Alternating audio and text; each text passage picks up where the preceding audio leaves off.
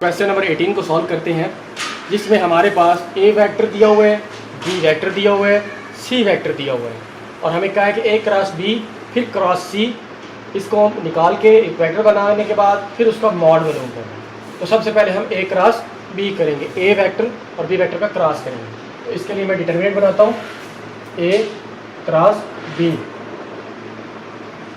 आई जे के 1 -2 -3, यहाँ से ये मैं वैल्यूज ले रहा हूँ 2 1 -1 और इसके बाद हमने आई को बाहर निकाला, ये वाला कॉलम ये वाली कतार छोड़ी, -2 -1 जमा के 2 में तब्दील हो जाएगा, -3 को 1 के साथ मल्टीप्लाई करेंगे और फार्मूले वाला माइनस को प्लस में तब्दील कर देगा, ये बन जाएगा +3। उसके बाद ये माइनस का जे आ जाएगा और फिर हम ये कॉलम छोड़ देंगे और ये कतार छोड़ देंगे। 1 को -1 के साथ मल्टीप्लाई करेंगे तो ये -1 बन जाएगा, 2 को -3 के साथ मल्टीप्लाई करेंगे तो ये माइनस के 6 होगा, लेकिन फार्मूले वाला माइनस इसको प्लस में चेंज कर देगा, ये +6 में कन्वर्ट हो जाएगा। उसके बाद ये प्लस के आ जाएगा, ब्रैकेट ये वाला कॉलम छोड़ देंगे और ये कतार छोड़ देंगे।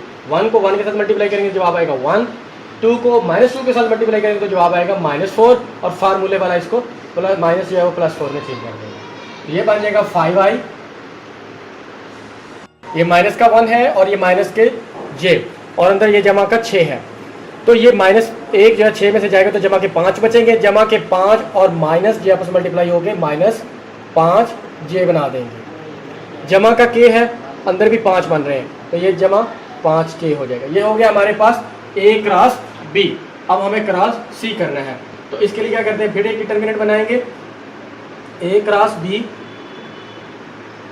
क्रॉस सी। तो हमारे पास ये डिटरमिनेंट न्यू बनाना पड़ेगा, आई जे और के। सबसे पहले ए क्रॉस बी वाला लिखेंगे वेक्टर, वो है हमारे पास 5 माइनस के 5 जमा के 5 और इसके बाद हमारे पास सी वेक्टर है 1 3 -2 1 3 -2 और इस तरह से ये डिटरमिनेंट बन जाएगा। अब हम इसको शॉर्ट करेंगे, आई को हम बाहर लिखेंगे, ये वाला कॉलम और ये वाली कतार छोड़ देंगे, माइनस के 5 मनफी के 2 ज़रब होने के बाद 10 बना देंगे, जमा के 10। उसके बाद 3 को 5 के साथ मल्टीप्लाई करेंगे, वो बन जाएगा 15, माइनस के 15 बन जाएगा। उसके बाद ये माइनस जे आ जाएगा, ब्रैकेट ये वाला कॉलम और ये वाली कतार छोड़ेंगे तो 5 और -2 बचेंगे, ये बना देगा -10 और 1 को 5 से मल्टीप्लाई करेंगे तो वो जमा के 5 होंगे, लेकिन फार्मूले वाला इसको -5 बना देगा। उसके बाद ये जमा के आ जाएगा, ब्रैकेट आ जाएगी, ये वाला कॉलम और ये वाली कतार छोड़ देंगे, 5 और 3 15 और 1 को -5 के साथ ज़रब करेंगे तो वो -5, लेकिन फार्मूले वाला इसको जमा के 5 बना देगा। अब इसको मज़ीद शॉर्ट करेंगे, -5i यहाँ से -15 बनेगा, बाय वाला माइनस से मल्टीप्लाई के बाद जमा के 15 बन जाएंगे, 15 जे। 15 और 5 होते हैं 20 के, जमा 20 के बन जाएगा। इसके बाद इसका हमने मॉड मालूम करना है। अब ये हमारे पास ए क्रॉस बी क्रॉस सी तो आ गया, अब हमें इसका मॉड मालूम करना है। तो मॉड मालूम करने का हमारे पास फार्मूला है ए क्रॉस बी क्रॉस सी। तो इसके लिए हम हर एक पोजीशन वेक्टर के साथ मौजूद कांस्टेंट का मुरब्बा लेके जमा करेंगे। तो -5 का स्क्वायर जमा 15 का स्क्वायर जमा 20 का स्क्वायर और ये इसके ऊपर अंडर रूट। जब हम इसका मुरब्बा हल करते हैं, जज़र लेते हैं, तो आता है हमारे पास 650 का जज़र।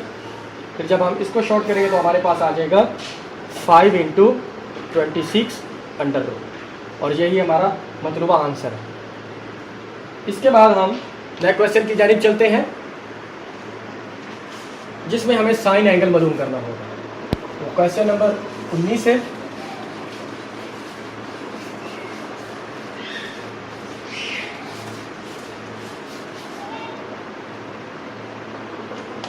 क्वेश्चन नंबर 19 में हमारे पास ए वेक्टर भी है और बी वेक्टर भी है। ए वेक्टर हमारे पास ये उसका पार्ट नंबर 1 है, क्वेश्चन नंबर 19 का, आई + जे + के और बी हमारे पास है 2i + 3j - के। अब हमने साइन एंगल मालूम करना है और unit vector perpendicular to each other भी मालूम करना है। सबसे पहले साइन एंगल मालूम करने का हमें पता है, साइन एंगल का फार्मूला हमारे पास है sine theta is equal to A mod A cross B mod over A mod into B माड। ये है इसका फार्मूला। अब हम इसके अंदर इसकी वैल्यूज़ को पुट करेंगे। सबसे पहले हम ए क्रॉस बी करेंगे, फिर उसका माड मालूम करेंगे। ए क्रॉस बी करने के लिए मैं एक डिटरमिनेंट बनाता हूँ आई जे के। इसके अंदर मैं वैल्यूज लिखता हूँ 1 1 1 1 1 1 2 3 माइनस 1 2 3 माइनस 1। ये है ए क्रॉस बी। जब आप इसको शॉर्ट करेंगे, सॉल्व करने के बाद हमारे पास इसकी वैल्यू आ जाएगी -4 प्लस 3j प्लस k। ये हमारे पास इसकी वैल्यू आ जाएगी। अब हम इसका करते हैं माड मालूम, ए क्रॉस बी। ए क्रॉस बी का माड तो -4 का मुरब्बा जमा 3 का मुरब्बा जमा 1 का मुरब्बा और ये ऊपर जज़र। जब आप इसको शॉर्ट करेंगे तो आपके पास आंसर आ जाएगा 26 अंडर रूट। अब हमने मालूम करना है ए माड और बी माड। ये हमारे पास ए वेक्टर है, इसका माड मालूम करेंगे और बी वेक्टर का भी माड मालूम करेंगे।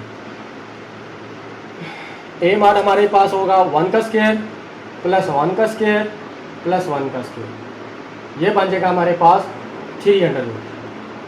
इसके बाद हमारे पास बी वेक्टर है, उसका माड मालूम करते हैं। उसका बनेगा 2 का स्क्वायर प्लस 3 का स्क्वायर प्लस -1 का स्क्वायर और उसके ऊपर ये जज़र 4 9 और 1। जब हम इसको हल करेंगे तो हमारे पास आ जाएगा 14 अंडर रूट। अब हमारे पास तमाम वैल्यूज़ आ चुकी हैं साइन एंगल के लिए, तो हम लिखेंगे sine theta is equal to A cross B का माड होता है 26 अंडर रूट और बटे में ए माड इंटू बी माड, वो है हमारे पास अंडर रूट 3 ए माड, जबकि बी माड हमारे पास है 14 अंडर रूट। और ये सवाल इस तरह सॉल्व हो जाए।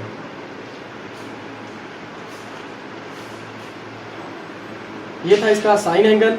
और अगर हमने इसका यूनिट वेक्टर अगर फाइंड करना है तो हम इसको यूँ लिखेंगे, जो ए क्रॉस बी हमने वेक्टर फाइंड किया हुआ था ये वाला, इसके बटे में हमने सिर्फ इसका माड लिख देना है, वो ये है 26। तो इसके लिए मैं लिखता हूँ -4i plus 3j plus k over 26 under root. ये ए क्रॉस बी वेक्टर का यूनिट वेक्टर है।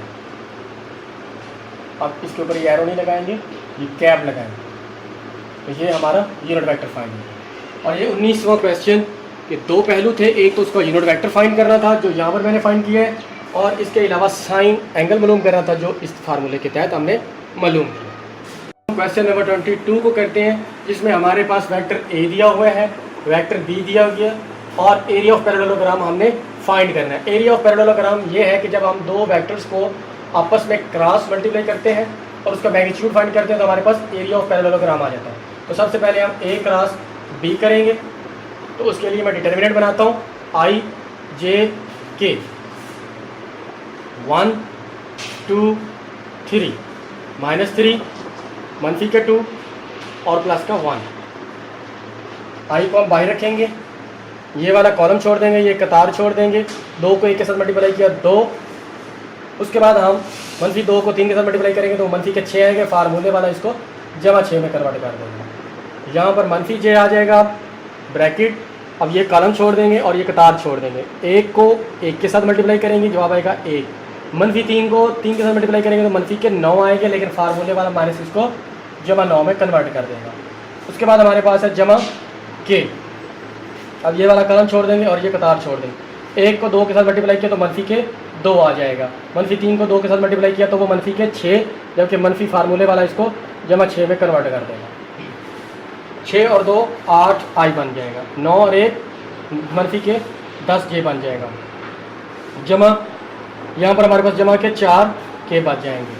अब आपने इसका मॉड मालूम कर लेना है, ए क्रॉस बी इसका मॉड 8 का स्क्वायर जमा -10 का स्क्वायर जमा 4 का स्क्वायर और ये इसके ऊपर जज़र।